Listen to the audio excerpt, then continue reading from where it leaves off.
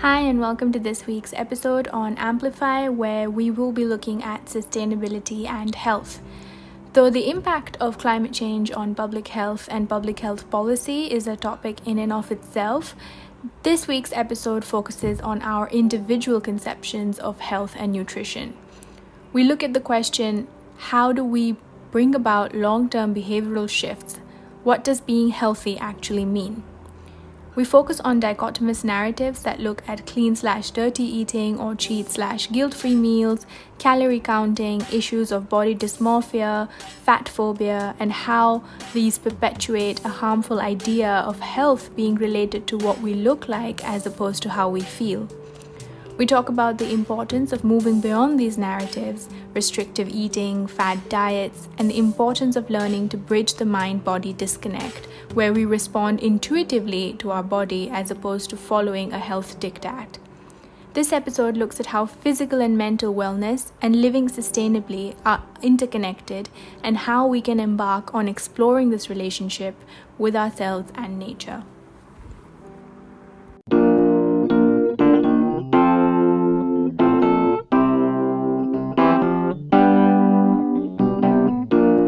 Welcome to this week's episode on Amplify, where I am in conversation with Sarah Edwards, who is the founder of Copper and Cloves.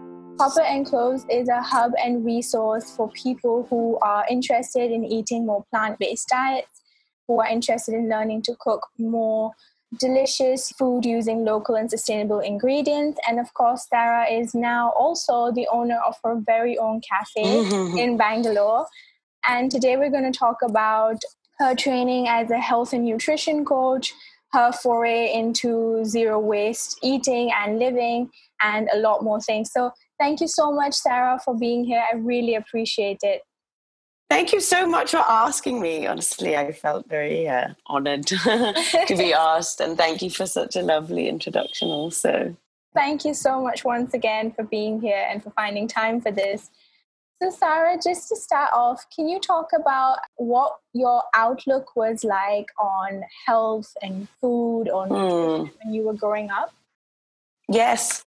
So I don't think I gave it too much thought. I think I have to look back and say, you know, your mum is always right. My mum from an early age had an understanding that we should eat well, that junk food shouldn't play a huge role in our diets. And she was an early adopter of organic food. And actually I always tell the story that when I was about 13, 12, so it was like early 2000s, maybe 2001, 2000, that she was already brewing kombucha in our house. And me and my sister were like, oh my God, Mum, what is that? That is so weird. And we were so embarrassed when our friends came around. So ironic now that we're both like in the health food space brewing kombucha. But, you know, as always, like your mum maybe knows a little better. And I didn't adopt it as my main. It wasn't something I thought about that much. It wasn't a huge part of my life. But I do, looking back, really appreciate that we did have, you know, whole foods as the main part of our diet. But obviously we do also know a lot more now, even than anyone knew back then.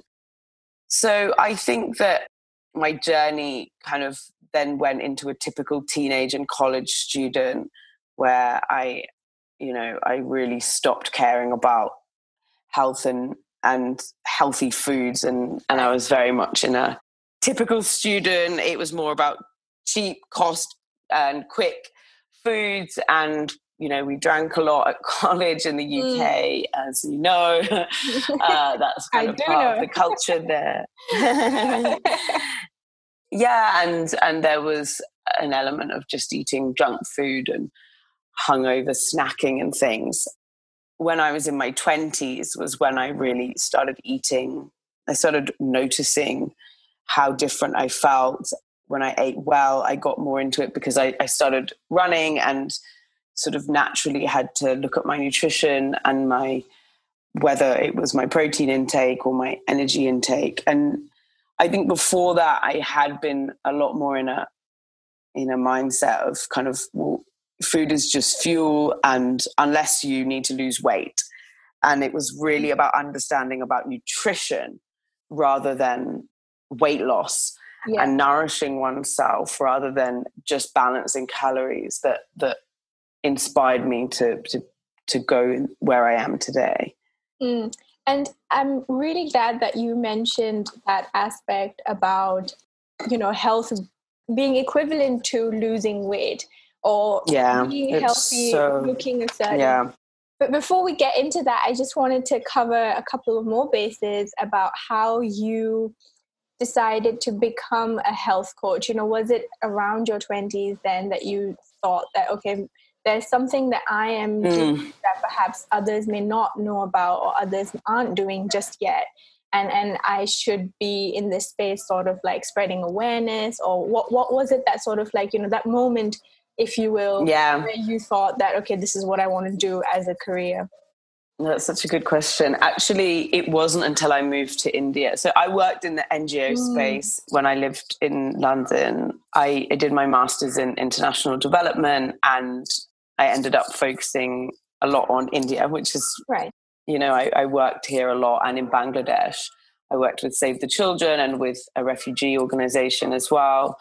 And then I ended up working in a social work transformation program in the UK. And then I moved to Bangalore, and I had been just so drawn to India for such a long time, ever since I came here first when I was young. And I sort of always wanted to live here one day.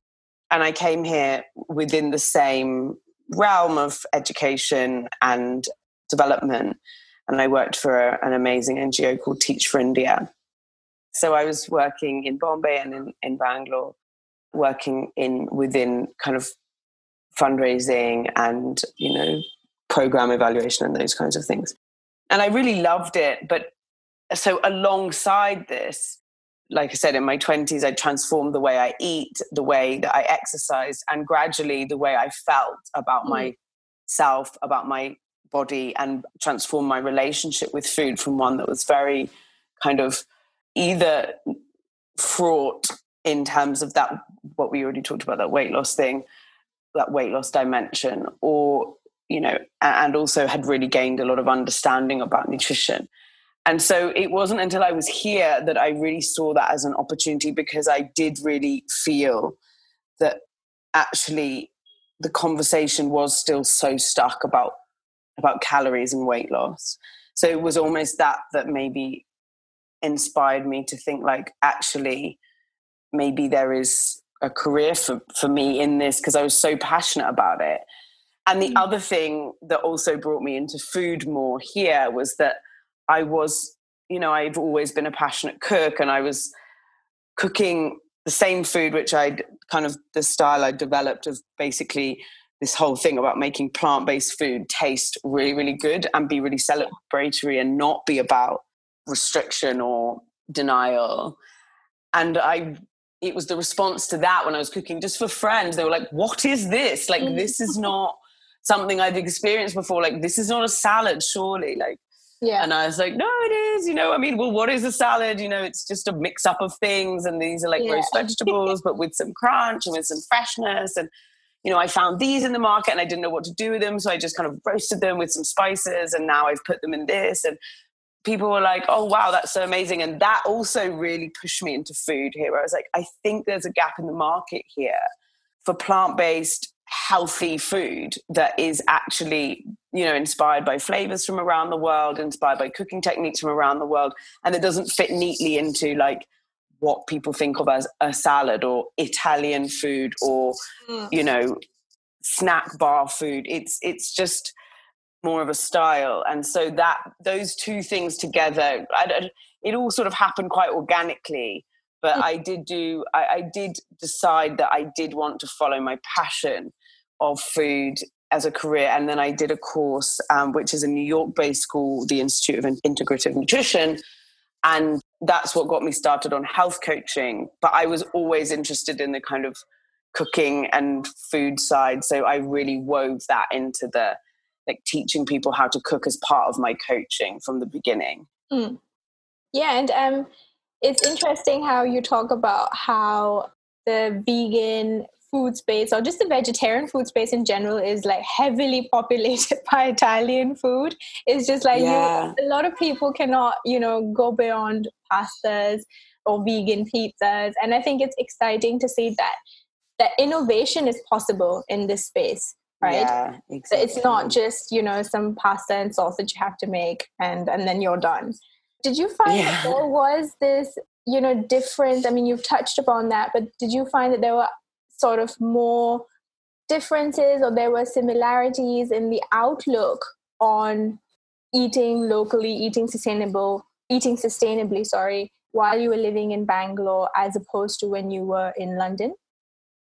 I think this is such an interesting question, because I think that it's very different, and in different ways. I think in London, there's a lot of rhetoric and narrative around the importance of eating local and sustainably and seasonally. And there are a lot of restaurants which are really based on that. And I find them really inspiring.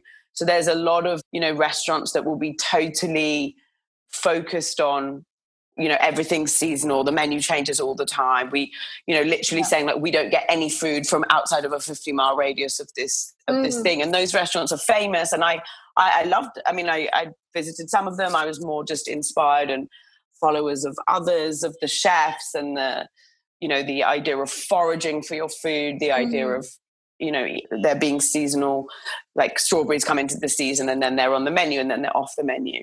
Right. And, but the way people live day to day is you walk into any, the big supermarkets, that people's day-to-day shopping habits.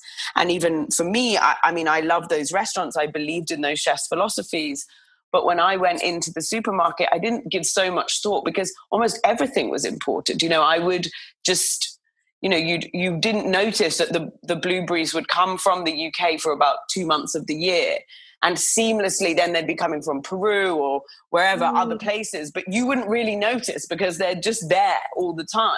Right. And the price doesn't even change that much.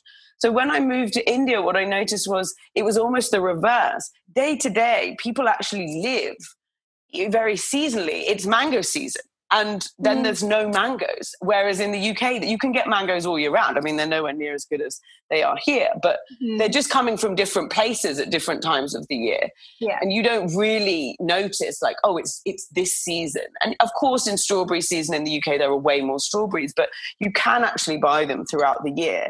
And so here, I felt that like day to day, it was forced seasonal, because unless you go to food hall and spend a fortune, I literally spend like 700 rupees on a punnet of blueberries, you kind of have to eat seasonally. But what I felt was that in the restaurants, it was almost the opposite. Restaurants didn't have any narrative about it being seasonal. And in fact, a lot of the food was imported. And restaurants wouldn't want to not have, imported cheese or imported veggies and, asparagus or whatever it was that was from abroad would be almost like the star. It's like, oh, wow, when you go to that really good restaurant, they have good quality this, and it's all imported. So I felt like that was, again, where there was a bit of a gap. And the other thing was for me to use this seasonal produce in different ways. So like when I had a bottle gourd and I made it into a salad by kind of slicing it really thinly and marinating it in lime and chili and coriander and things. And people were like, whoa, like that's not how you use bottle gourd. But in some ways, I guess I had that advantage of not having the strong traditional, like, this is how you make this. Exactly. So, yeah, I think that's kind of how the seasonality and eat local conversation is different. And I think that what I've tried to do is, I've had a lot to learn about eating locally here, because these vegetables weren't the vegetables I learned to cook with. So learning to cook with them and also just forgetting about, asparagus or, things that don't grow. Celery. Yeah, celery. And, I remember seeing like a butternut squash in Nature's Basket that cost 2,900 rupees, and being like, but who is buying this imported almost 3,000 rupee butternut squash? Like, I don't understand. We could use the red pumpkin, which is locally grown. It tastes just as like it's the same flavor profile and texture. And I find that kind of thing really confusing. One of the things that I've actually noticed, I don't think this is in India, it's not in London, it's actually something that's being done in LA at the moment, because I follow one of the climate activists called Isaias Hernandez, and he lives in LA. And he was talking about how in LA they recently introduced climate-friendly menus.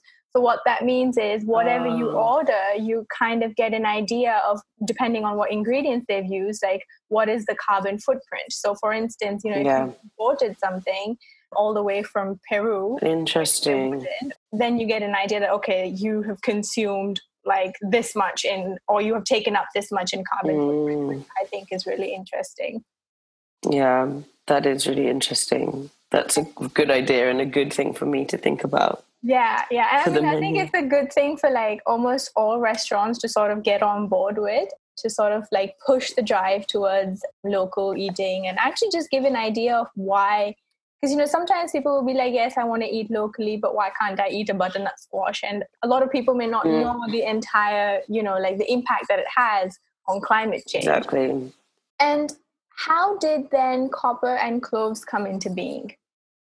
So, I mean, like I said, I was doing my course, and I knew that I wanted to start just trying to reach more people, because I did find that like my friends had been really pleasantly, like genuinely saying like, this is the best salad, like this makes me want to eat more vegetables. And I was like, that's amazing. I mean, that's obviously, that was what I also experienced. Like when I learned to make vegetables taste really good, I wanted to eat more of them. I mean, that's exactly why I'm doing this. So I knew I wanted to kind of try and reach more people. And my idea was to start with events.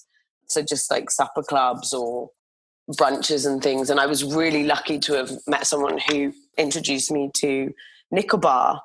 And the Nicobar store in Bangalore is so beautiful. And they wanted to run events there, like mindful or well-being focused events. And I had met a yoga teacher, and we in London we used to have things called yoga brunches, which is exactly as it sounds, like you do a yoga class and then everyone sits around all together and eats a healthy brunch and gets to meet new people. And I'd also felt when I'd moved here that I did miss that kind of, I was trying to make friends, but a lot of the socializing was only through going out and drinking in the evening. And I think as well, there's always a gap for kind of events that enable you to meet people that aren't related to just like drinking culture or going out.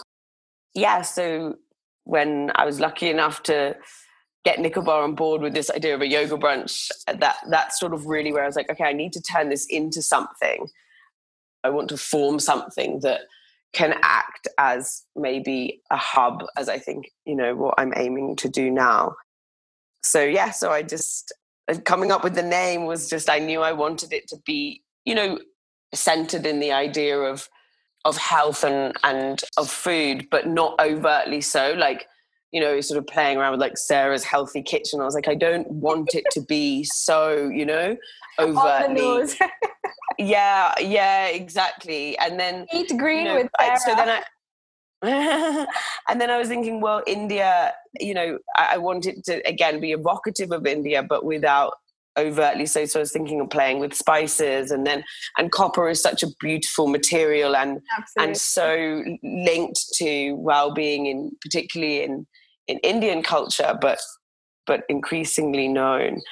So that's and I liked the sound of it. So that's how I kind of decided on Copper and Cloves. But I knew I kind of wanted something to get recipes out there, and I've always kind of done that. Like even from the beginning, the idea was like, if I'm doing a brunch, that I'd give away a recipe card as well. So it's not about holding the information, because, also I'm not some amazing chef. I'm actually just a home cook.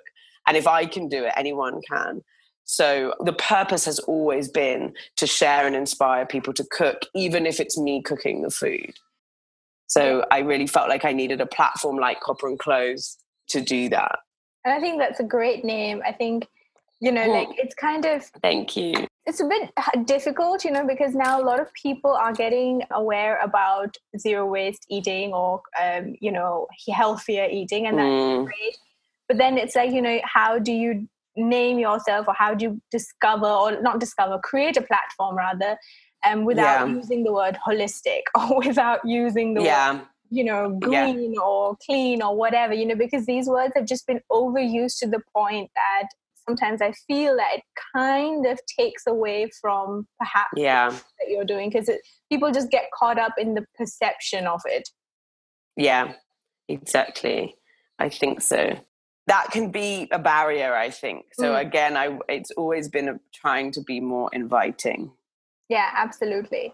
And going back a bit to health that you brought up and we touched upon earlier, just counting calories, clean and dirty eating, clean as opposed to dirty eating, body shaming, fat phobia, these are all things that people are talking about it now. But how do they link into the bigger conversation on health? How is our view on health limited?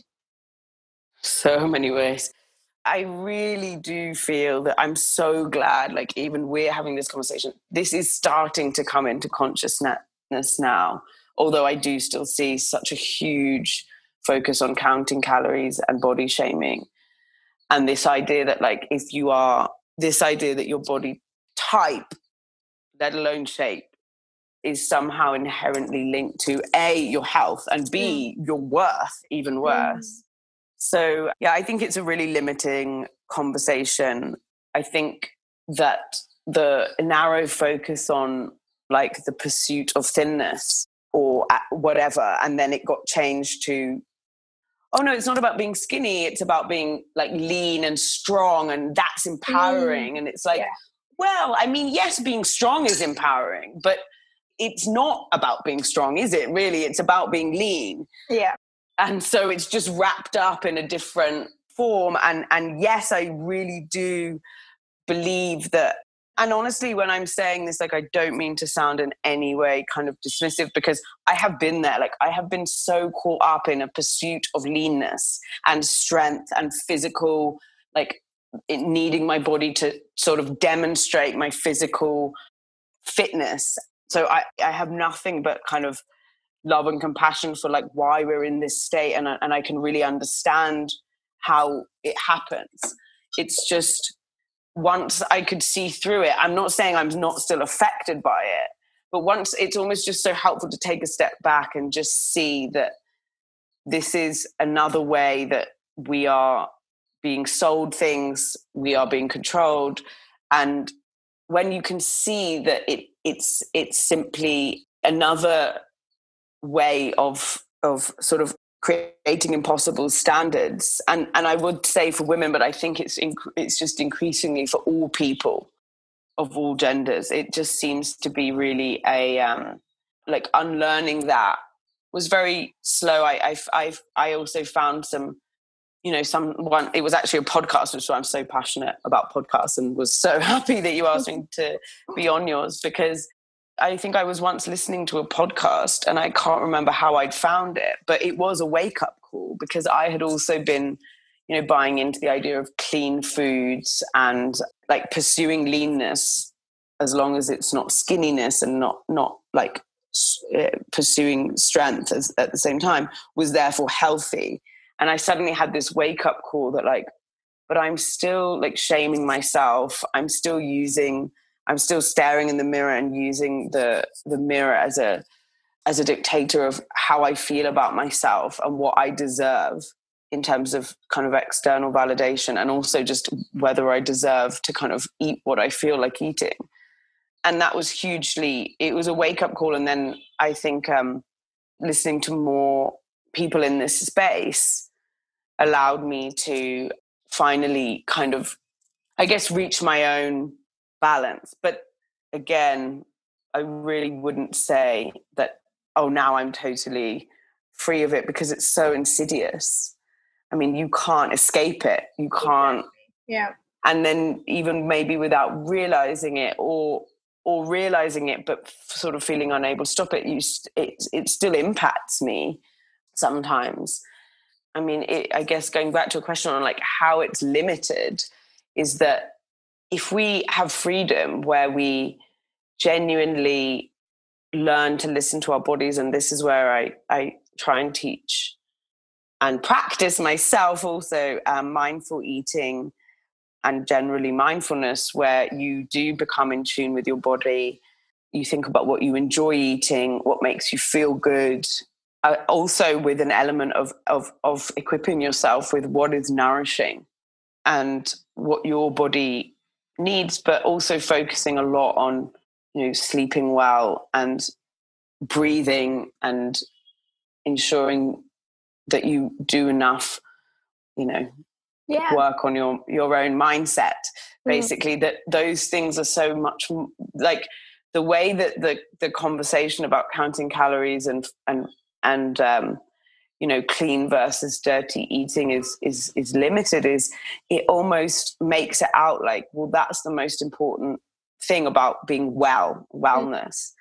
Whereas wellness, if you're defining wellness as, thriving, living a life that makes you feel amazing, that lets you have impact, and that makes you feel free, then there's so much more value in also focusing on, for example, mindfulness, or examining what your deep fears and insecurities are and looking at overcoming that. But if your main focus is on, what have I eaten, logging my calories, my weight, my workouts. I'm not saying there's anything wrong with workouts, exercise, eating well.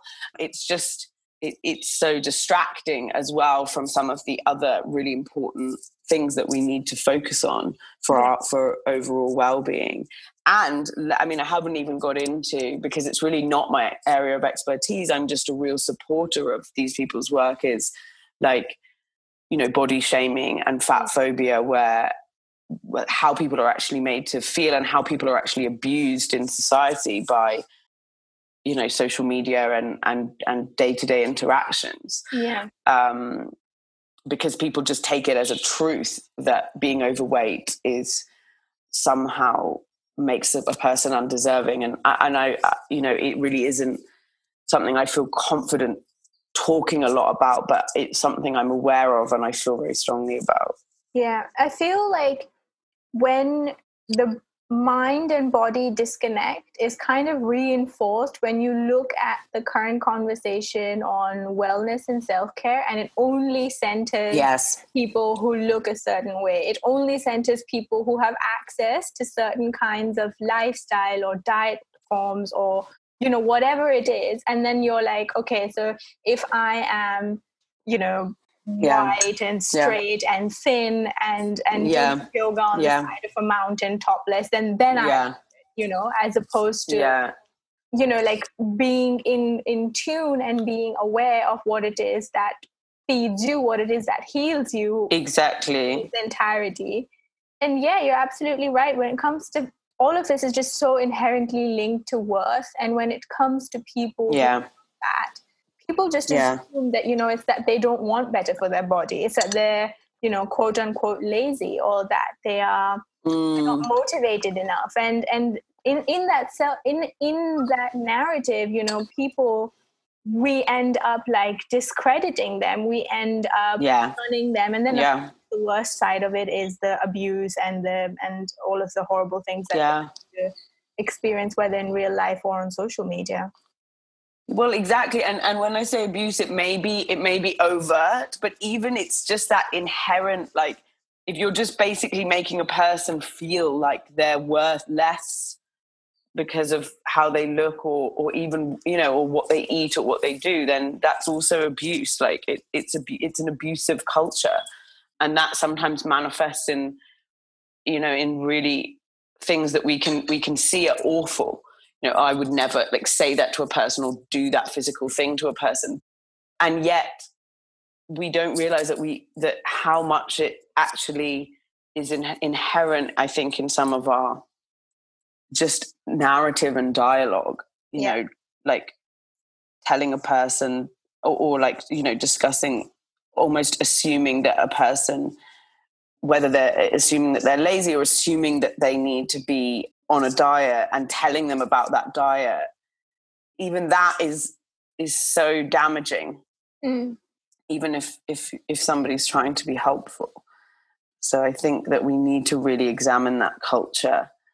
And yeah, that's what I guess as a health coach, where, you know, I try and start around, well, let's just get to the bottom of what your beliefs about yourself are before we get into anything around how to, and of course you can do things simultaneously. I mean, you can, I also don't want the conversation to go too far the other way, where there is still a lot of value in looking at what you eat and ensuring that it's in line with the best health for you. But that's where I think it's also really interesting to come at, where I try and bring more of environmental considerations into my health coaching. Because actually, rather than shaming yourself for wanting to eat something sugary, which has literally been designed cleverly according to, cleverly designed by food scientists to make you want to eat it. So rather than feeling bad about yourself for wanting to eat it, take a step back and think, well, why might I want to cut these things out? Yes, they may not be that good for me. Yes, they may be like totally full of chemicals and laden with calories, but rather than avoiding that because, quote unquote, I don't want to gain weight, we can think about it more from what is when we really think about it deeply, like, what is the impact of this chocolate bar on the world and on the environment as well? So taking not just a kind of individualistic view towards food can help, I think, obviously it help from an environmental standpoint, but also it can help like drain the charge out of the decision. So it's like, actually, this is covered in, like, all of this packaged food, which is not good for my health, is also covered in plastic. And is it either imported or, is this company, like, what are the values of this company? So trying to kind of it not just be a relationship between you and your body and your aesthetic goals. Yeah. And as a health coach, I mean, did you come across these issues and concerns quite commonly? Were they faced by your clients? I mean, not just commonly, like consistently. I don't think I've ever had a health coaching client who hasn't been, negatively impacted by the current rhetoric, that we have in society around thin being the thin ideal. And I think it does affect my younger female clients more than my older male clients. And I've seen it affect female clients more, but younger male clients, I think it's the same. Yeah. So I think that's been one change, not for the best, that's happened, in the sense that it's become more insidious for both genders. But I do see that, that my female clients are more impacted by this because they've grown up with this idea and they've been on diets. They've not come to me because it suddenly occurred to them that they need to, they want to change something. They've been trying to change something their entire life. And sometimes the relationship as a health coach, there is a bit of a I'm not going to write you a meal plan or put you on, or tell you how much, or count your calories for you, Yeah. I mean, even in terms of, just talking about thinness, just adding to the bit about thinness being the ideal, even when you look at how that translates into what people wear, which I know is a little bit outside of the conversation we're having, but in terms of fashion as well, it's always about, what makes us look taller or slimmer or leaner or lankier, or, it's and clothes, in terms of how fat phobia seeps into various aspects, the sizes that most, if not all, clothing companies have, they stop at size 14, a UK size 14, extra large. It just does not make any room or have any space for people who are fat. So, it's something that like seeps into nearly every aspect of life. Exactly. And, like you rightfully said, is insidious. And Yeah. where does one then, like for instance, with your clients, how do you bring about long-term mindset and behavioral changes? Because I imagine then you're kind of like foraying into shrink territory because you're trying to like get them to unlearn all of these things. Yeah, and it is that, I mean, the way I coach, my style of health coaching is way more, it is less about me kind of, right, I want to clean up your diet and I want you to start this and that. I mean, there is an element of foraying into really looking at deep set mindsets. Obviously, knowing my boundaries and limits it's less about kind of what has happened in your history. I mean, that kind of thing we obviously touch on, but I would always encourage clients then to seek maybe counseling with a trained therapist to explore that. But that doesn't, you can still do work to find out what is the literal deep held belief?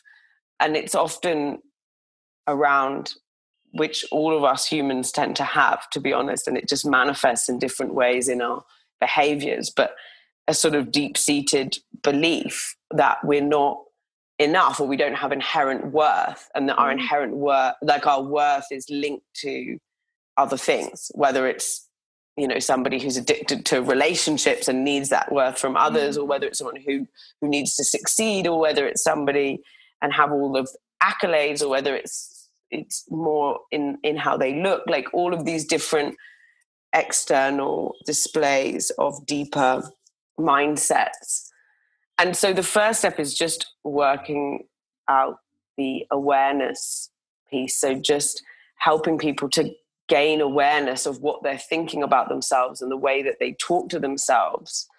And ultimately, as a coach, everything I'm trying to do is coming down to, if you have a deep sense of self-worth and self-love, everything else does kind of work itself out. Yeah. It's not that I can't help you, give you recipes and get you excited about cooking in these different ways, and, give you tips about journaling or morning routines, or, I work with, again, it's not my area of expertise, but draw in expertise of personal trainers or whatever to give you, motivating ways of exercising. But if you don't have a sense of self-worth, I mean, that's the thing that I want to keep working with my clients on. So it doesn't have to be one. I think the other crucial thing, though, is that I don't see it's like, okay, first you have to achieve total self-love and acceptance and a real deep understanding that you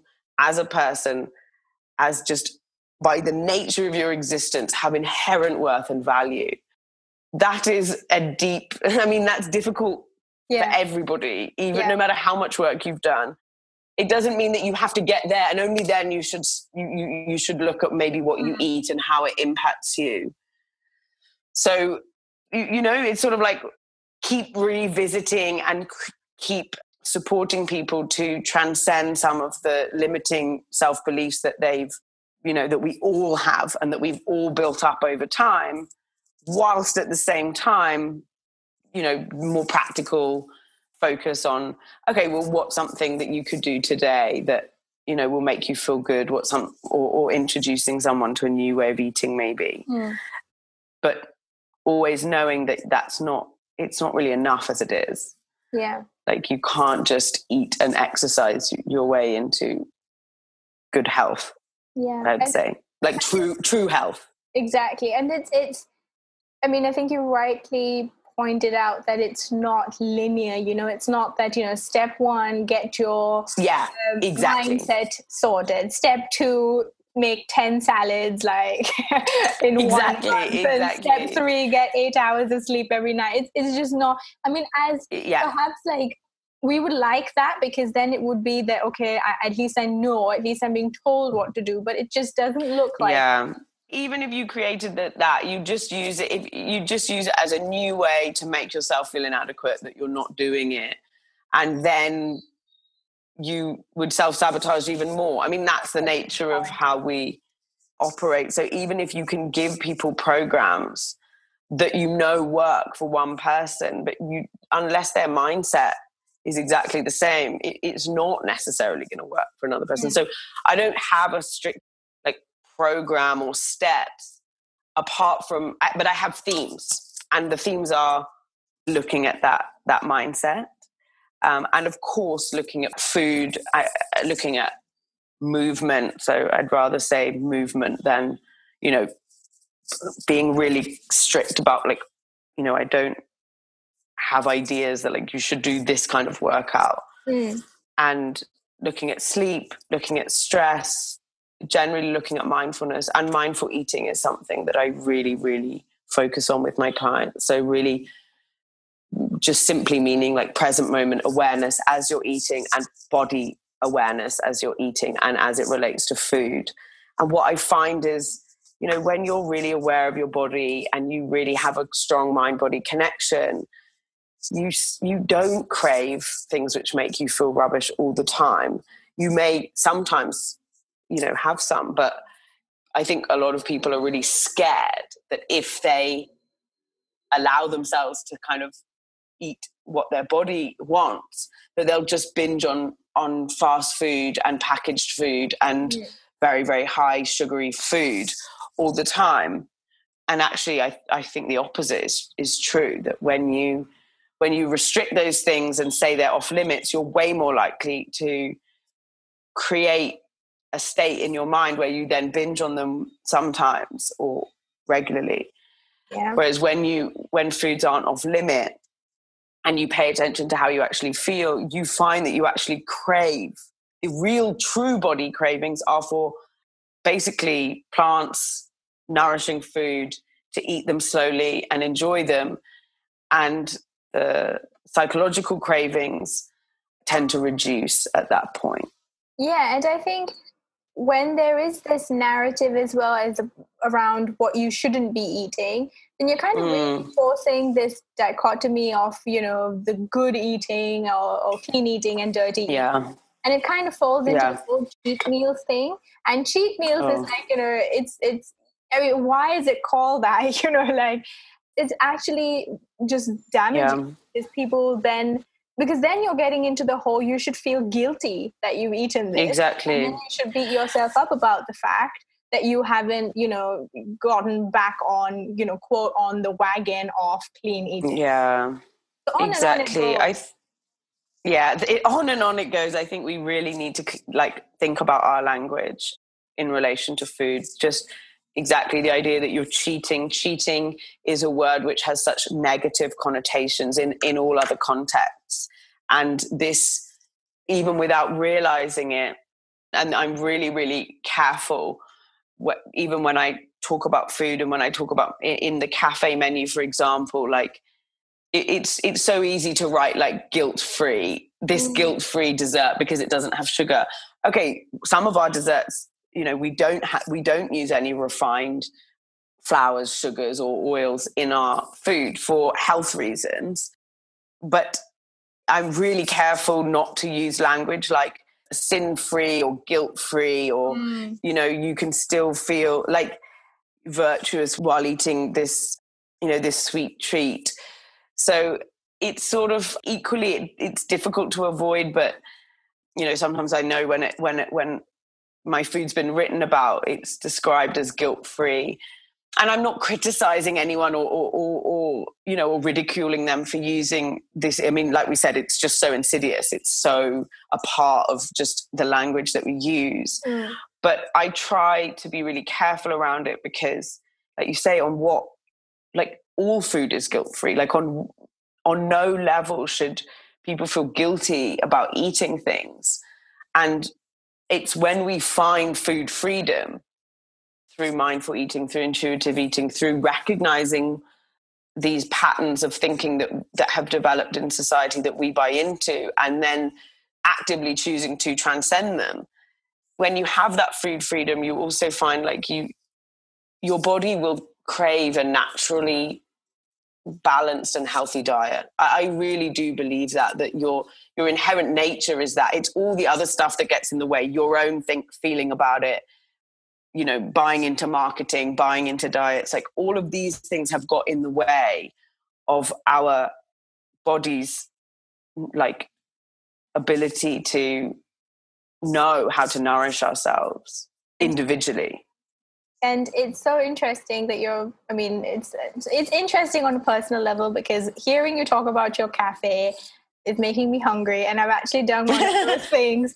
I'm just gonna like confess to doing these things. I'm one of those people who like looks over menus of cafes and restaurants that I like when I'm like sitting around with a bit of spare time. So I'm that person who like, and even if like one of my friends is like, not now, but back in the day when, you know, the world was a different place, I'd be like, oh, let's go out and grab some food. I would like look up the menu of the restaurant that we were going to. So me too. Yeah, so I've actually looked at your restaurant menu, and I've been like, oh my God, that's so good. And you know, I live in Mumbai and you're in Bangalore, but I have done that, and I am all kinds of food obsessed in a positive way. But like, let's talk about your cafe, and let's talk about how, you know, you've sort of started this and got this going under a pandemic, no less. People are like, congratulations. you're opening a cafe during a pandemic. Like, what is wrong with you? No, thank you. I'm so glad you like the look of the menu, and I really hope that when things calm down that you can visit and that we can chat face to face. But actually, I mean, it's a partnership with the Organic World, which is an organic food store, or a number of stores in Bangalore.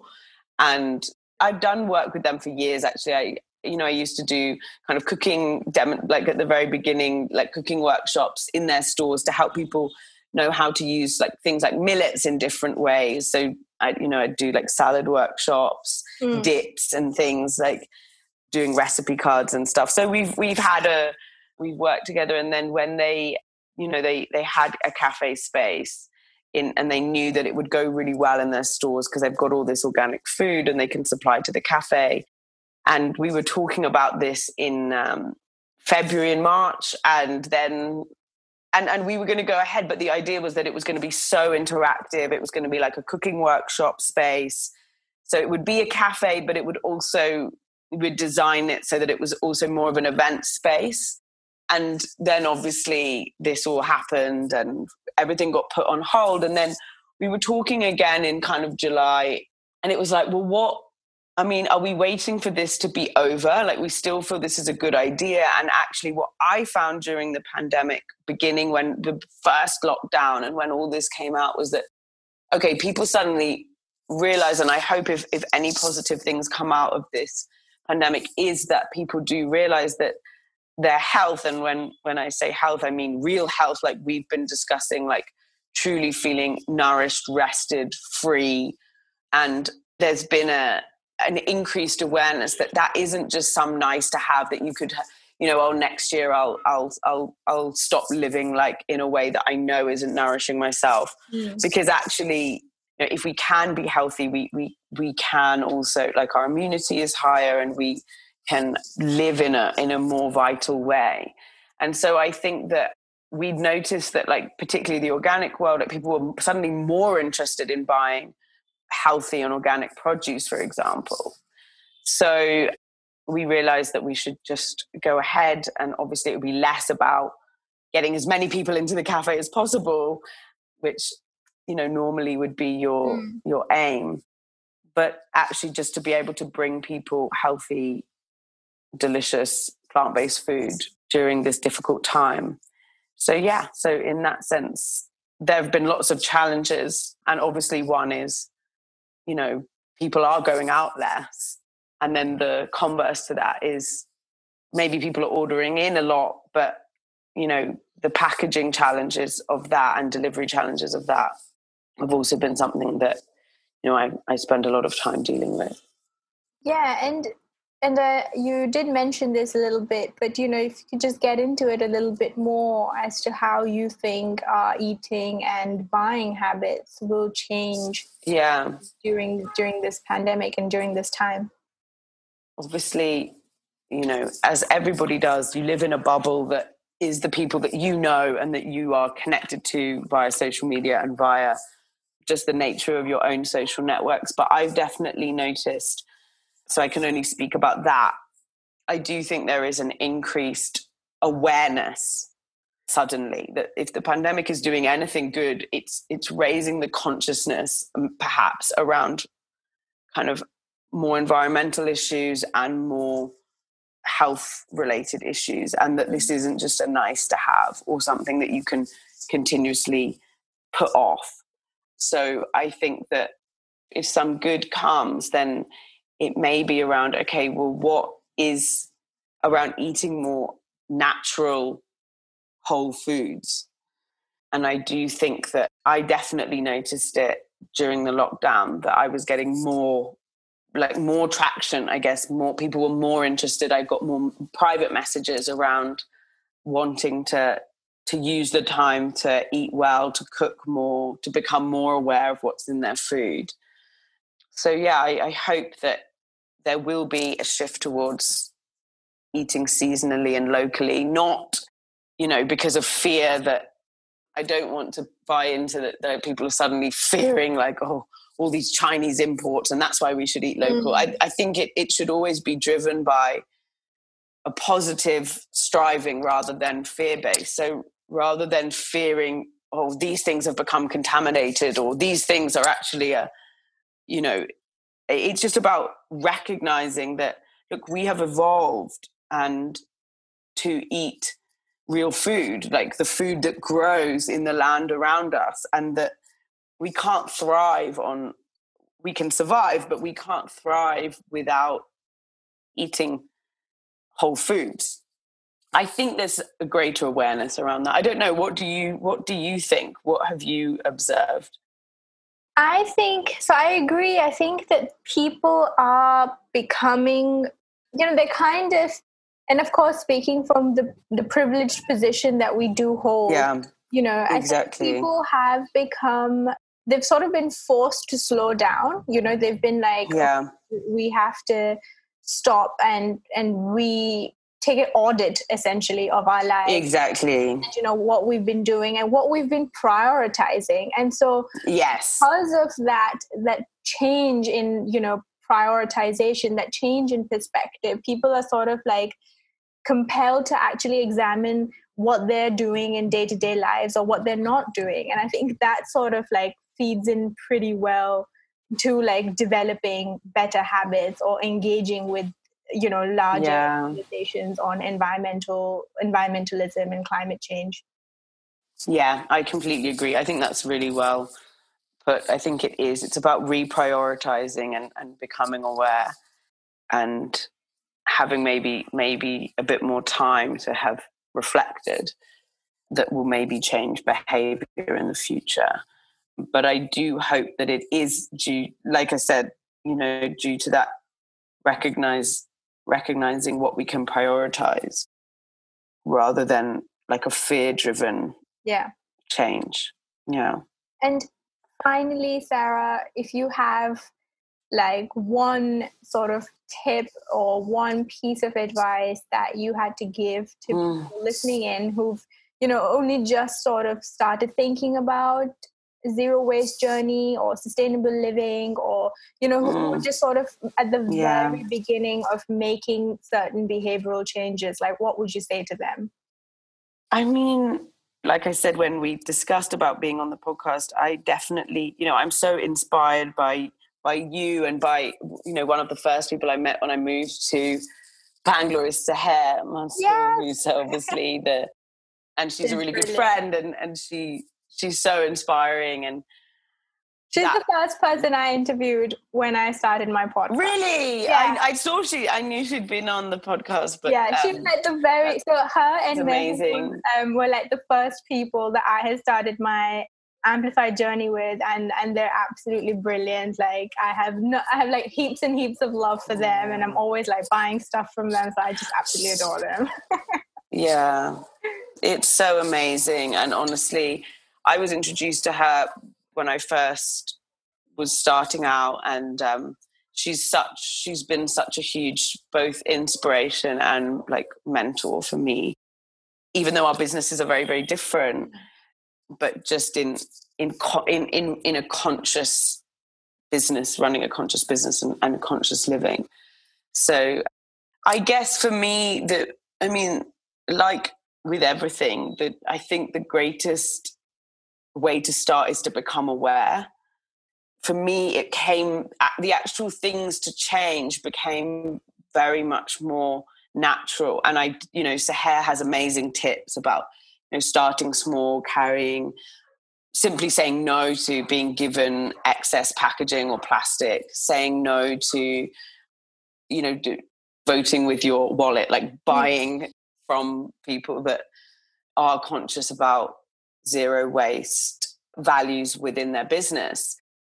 But for me, it did just happen more naturally as I just gained awareness of all the ways in which I was creating excess waste. I mean, I'd gone from in London, that this conversation about zero waste just wasn't as, I wasn't as aware of it as I have been here, living here for the last 4 years. Yeah. And I found it just so much easier as soon as I had awareness of how many times, like how many things come in single-use plastics. I don't know, I found it a lot easier to make those conscious choices and those shifts. So I think that I liked the word you used of like doing a little audit, but just maybe, I think that's kind of what I did, is that like I just sort of did a bit of an audit and then started whether it was carrying my own bag or, within the food space, it's just so, health and zero waste are so linked. And that's also how I got more involved, is that, your vegetables come in their own amazing packaging. It's called their skin. Yeah. And they don't need to be further wrapped in plastic. Yeah. And don't buy the ones that are wrapped in plastic, and actually have a conversation with the shop owner about, why have you wrapped this like zucchini, cucumber, like anything, like why is that wrapped in plastic? Like it doesn't need to be. And I have had that conversation with with the local store owner. Like, please don't stock these. It's just so not needed, and it's actually a hassle for me. So yeah, I think that, the idea of moving towards a healthier way of eating is naturally moving towards a less waste producing way of eating, because fruits and vegetables don't need to be wrapped in plastic. Don't buy them if they are. Have conversations with shop owners about not putting things in plastic that don't need to be. And then, ensuring that, as you naturally move towards a healthy way of eating more plants, then you naturally will eat less packaged foods, which come wrapped in the worst kind of single-use plastic. And I guess one more thing is look for increasingly places have zero waste shopping options, bulk buying. And I know that's anyway very, very natural in India, and in a way that it just wasn't in the UK.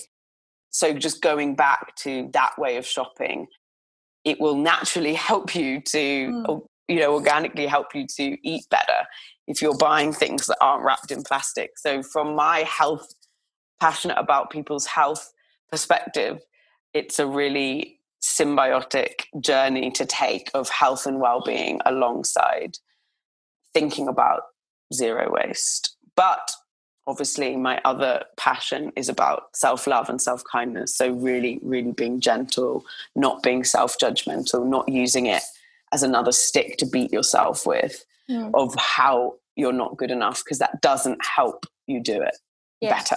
It just doesn't. Yeah, absolutely. Sarah, it has been such a pleasure speaking with you. I've learned a lot. I am, really hungry to eat your food. And congratulations once again on your cafe. Thank you. And I know that must have been really difficult, like putting aside this time with all that you've got going on. So I really, really do appreciate it. Thank you so much. No, not at all. I think it's amazing what you're doing with your podcast. I think it's such an amazing way to help people to change and to give people new perspectives. I really believe in it. And I think what you're doing is amazing. And I'm really, really honored to even be on it with the likes of some of your previous guests. So thank you. And it was really lovely to chat. And I hope we can meet in person when all this is over. Great start to the weekend, first thing in the morning, starting a conversation with someone, who shares your values. And I think that's fantastic. Thank you. Yeah. Thank you so much. All right. Thank you.